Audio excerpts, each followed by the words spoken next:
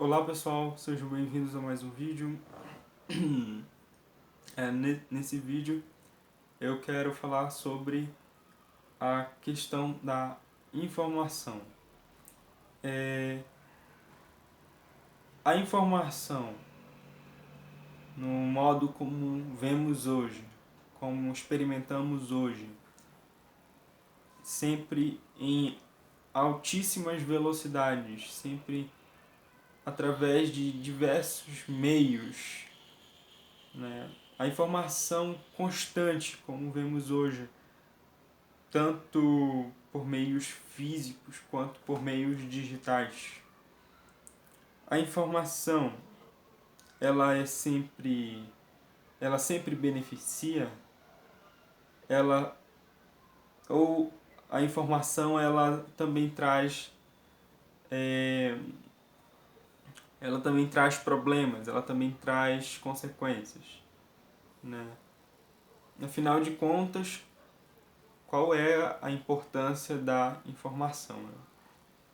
Bom, é importante esclarecer que esses questionamentos, as argumentações sobre a questão da informação, ela é de alto impacto dentro da filosofia, porque primeiro que a gente sabe, todos sabemos que a informação nem sempre foi digital. Ela sempre foi através de cartas, sempre foi através de jornais, de diversos meios físicos.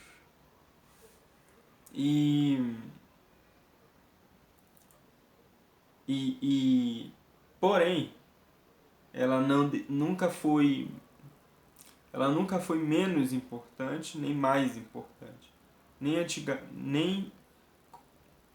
de hoje em dia comparado com antigamente. Pelo contrário, a informação sempre teve o seu valor em si, sempre teve o seu valor único, o seu valor padrão. Na época da Idade Média, até mesmo antes da Idade Média, mas falando exclusivamente da Idade Média, a informação mais acessível na época era informações teológicas, estudos teológicos e tudo explicado através do modo teológico. Hoje, com as revoluções que ocorreram, com os períodos importantes como o Iluminismo, Revolução Industrial, Revolução Tecnológica, enfim, Revolução do Conhecimento, com esses períodos, com essas revoluções, a informação ela passou a ser mais diversificada e mais compartilhada. E por fim, mais acessível. Informações que antigamente só pessoas ricas tinham, só pessoas de cima tinham, políticos, empresários, hoje, inclusive, faz parte da Constituição o direito do cidadão à informação.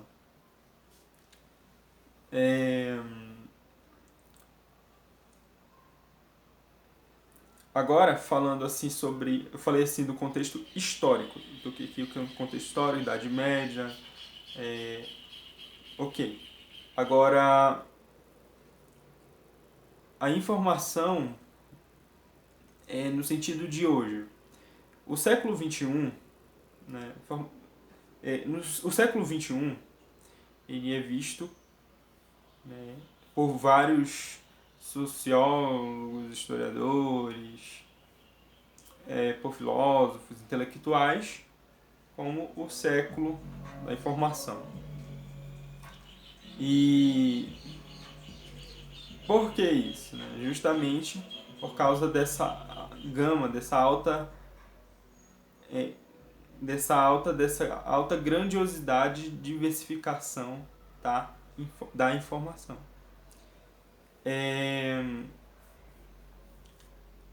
Só que com novos estudos,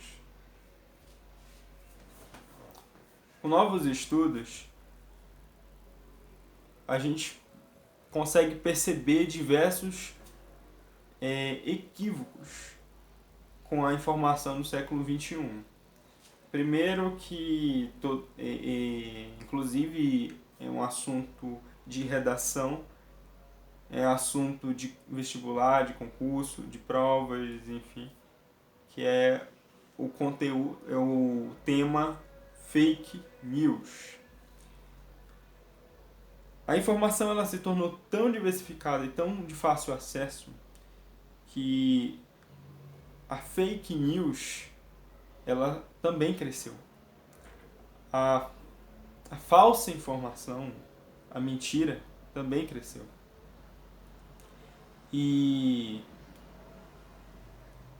então a gente pode entender através disso que a informação em excesso, falando da informação em excesso, ela não traz só benefícios, ela por consequência também traz malefícios, prejuízos, problemas.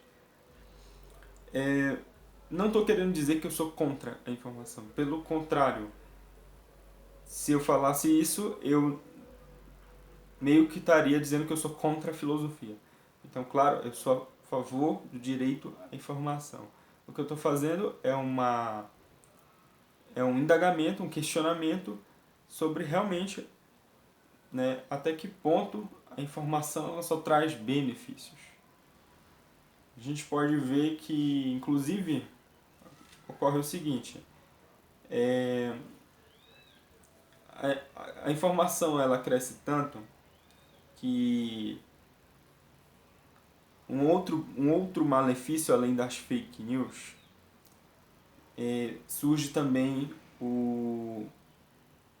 a mentira dentro da própria ciência. As mentiras, as fake news da ciência, né? Já é bem diferente, porque as mentiras fora da ciência, muitas vezes, não todas as vezes, mas muitas vezes, elas são de forma inocente. A pessoa viu algo ali sendo muito compartilhado, ela acaba compartilhando também. Dentro da ciência, essa fake news ela é diferente no sentido de que, na maioria das vezes, ela é uma fake news proposital. A pessoa sabe que a informação é falsa e ela mesmo assim propaga essa informação falsa. Mesmo assim ela força as pessoas a aceitarem essa informação falsa. Um exemplo disso são ideias conspiracionistas. Sempre existiu ideias conspiracionistas. E, claro, algumas até que faz um pouquinho ou meio sentido. Porém, a questão não é se faz ou não faz sentido. A questão é você separar ideia de ciência, ideia de teoria científica, ideia de fatos científicos, ideia de ciência, enfim, é separar. Tipo, tem muita gente que está dizendo que tem muita gente que diz que o criacionismo agora é ciência. Nada contra, pelo contrário, eu acho muito bonito a ideia do criacionismo. Apesar de eu não me vincular totalmente com a ideia, é uma ideia incrível, uma ideia muito bonita.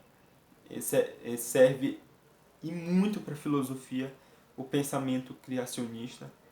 Porém, não junte. Não afirme uma coisa que é falsa, de que o criacionismo é ciência, porque não é. é claro, existem cientistas que são criacionistas, mas não se tornou uma ciência. A gente chama de teoria, e eu diria que não é nenhuma teoria científica, é uma teoria, né?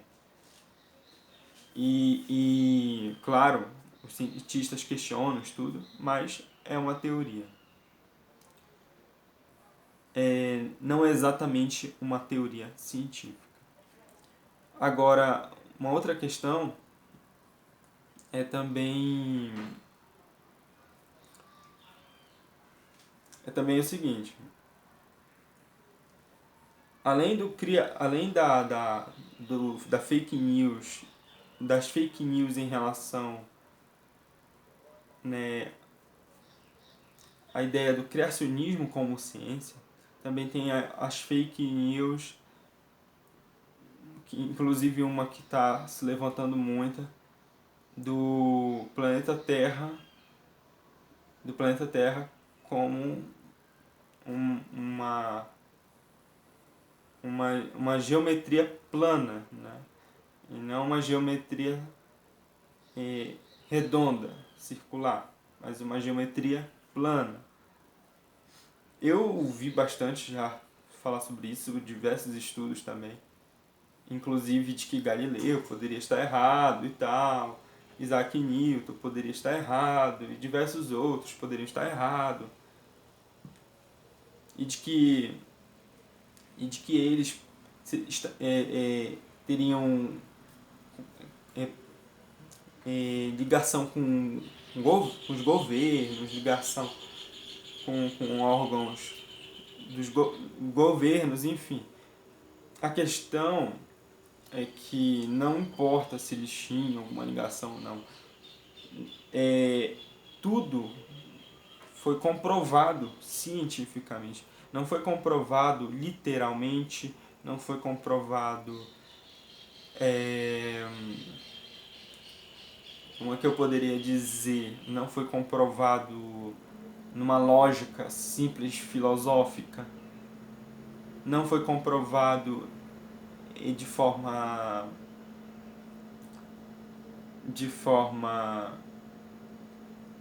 enfim, mitológica.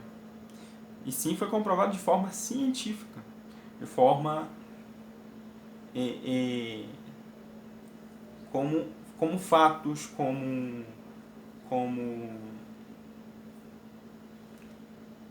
ciência em si, como ciência em si. Então, ou seja, através de formas experimentais, através de formas práticas. A pessoa tem o direito de acreditar? Tem. Mas ela não tem o direito, nem um pouco, de dizer que é ciência. Vamos dizer, ela tem o direito. Mas ela está errada. Porque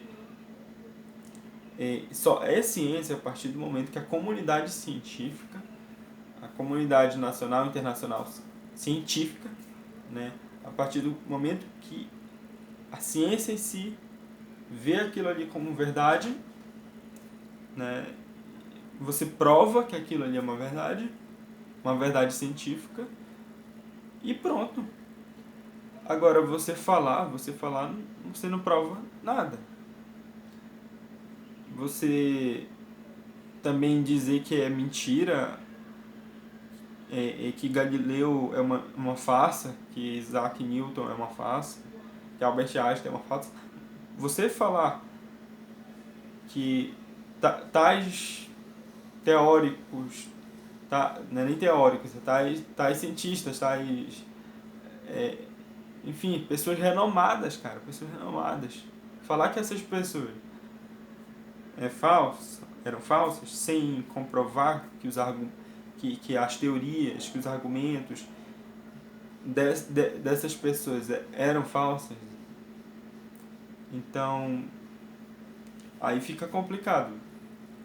Eu acho que aí, inclusive, eu penso o seguinte: não é questão de quem está certo e quem está errado, é questão de humildade. Se você vê que o seu pensamento não está dentro da comunidade científica, não está dentro da ciência, então você tem que ser humilde em dizer, não está dentro, não faz parte.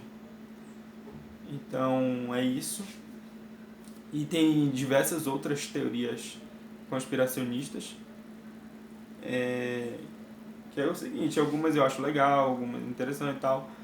Às vezes já cheguei até a acreditar em algumas, mas a verdade é que não faz parte do método científico. Então, é isso que eu tô refletindo, né? A informação, né, como seus benefícios, né, seus malefícios. Eu não falo muito aqui dos benefícios porque todos nós sabemos.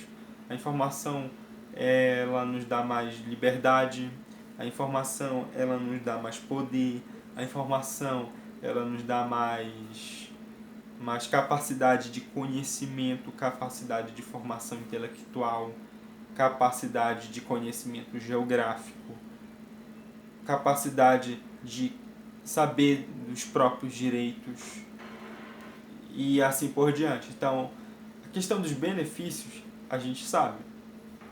Então, por isso que eu estou focando muito nos malefícios.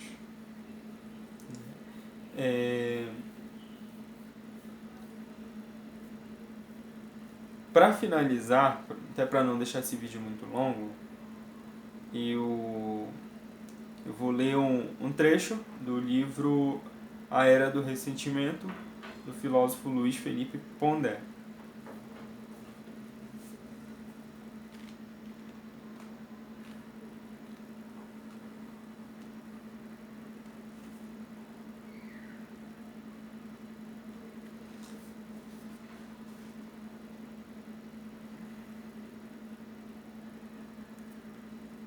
O filósofo Luiz Felipe Pondé, ele é um filósofo que eu compactuo muito, que eu tenho muita aproximação, porém não quer dizer que eu leio o filósofo para concordar com tudo. Pelo contrário, tem diversas coisas do Luiz Felipe Pondé que eu acho muito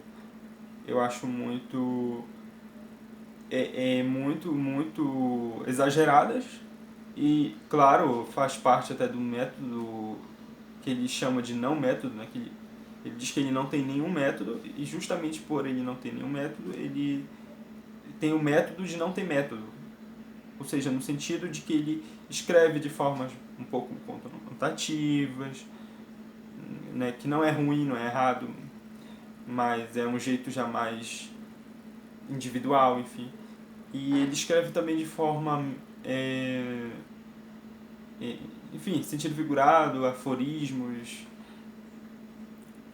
e, e, e eu acho que isso acaba às vezes, não sempre, é claro, na maioria das vezes, escrever dessas formas, dessas maneiras, ajuda e muito no entendimento.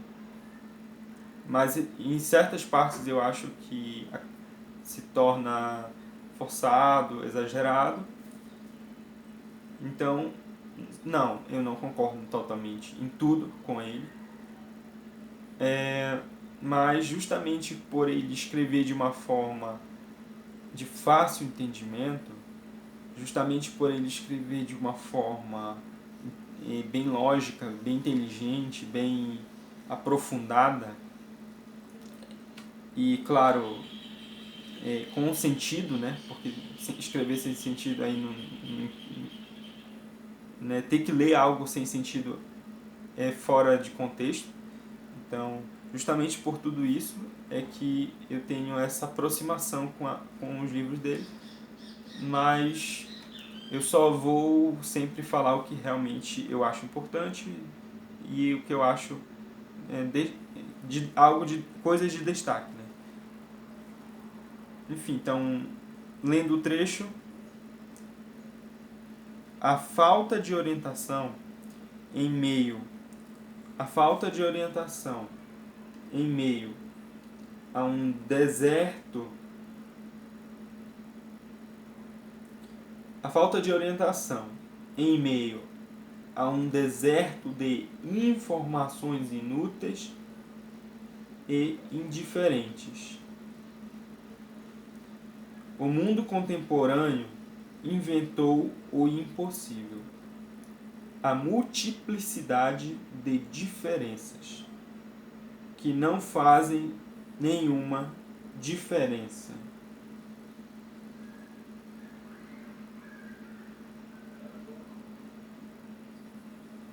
Então, assim,